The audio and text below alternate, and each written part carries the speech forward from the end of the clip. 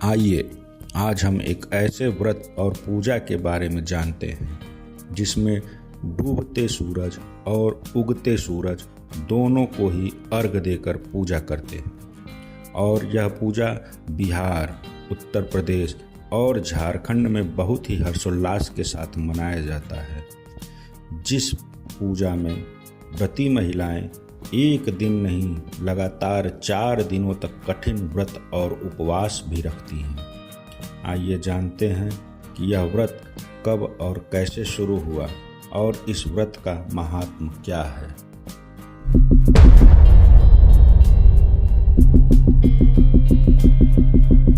छठ पूजा का समय कार्तिक मास के शुक्ल पक्ष की षष्ठी तिथि को होता है।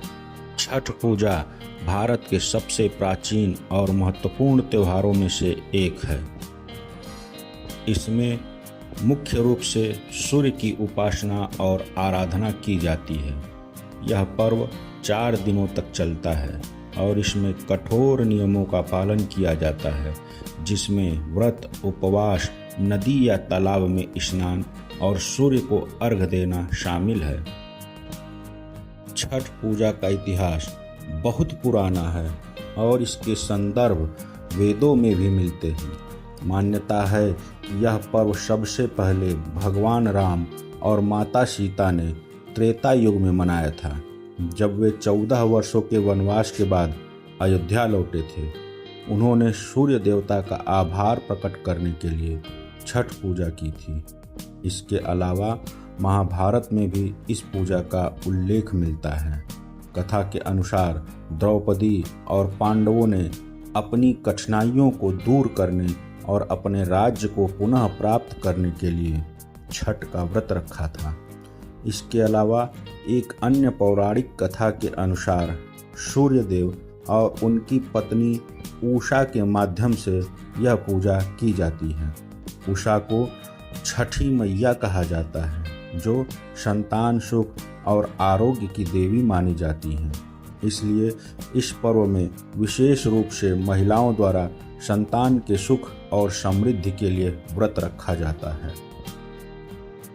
छठ पूजा 4 दिनों का पर्व है, जिसमें कठोर अनुशासन और नियमों का पालन किया जाता है।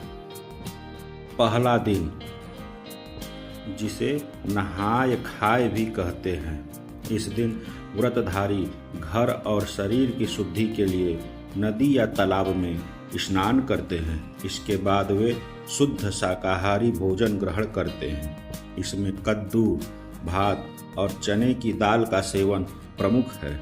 व्रत करने वाले इस दिन से पूरी तरह से शुद्धता और सात्विकता का पालन करते हैं। दूसरा दिन, जिसे खरना कहते हैं, इस दिन व्रतधारी पूरे दिन बिना अन्न जल ग्रहण किए उपवास रखते हैं। शाम को सूर्यास्त के समय पूजा के बाद गुड़ और चावल की खीर, रोटी और फल का प्रसाद तैयार किया जाता है। यह प्रसाद व्रतधारियों द्वारा ग्रहण किया जाता है और इसके बाद 36 घंटे का निर्जला व्रत प्रारंभ होता है। तीसरा दिन, संध्या अर्घ। यह छठ पूजा का सबसे महत्वपूर्ण दिन होता है।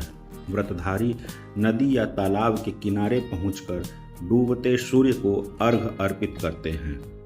संध्या अर्घ के समय व्रती बांस की टोकरी में फलों, ठेकुआ और गन्ने का प्रसाद रखते हैं और सूर्य देव को अर्पित करते हैं। चौथा दिन, प्रातः अर्घ।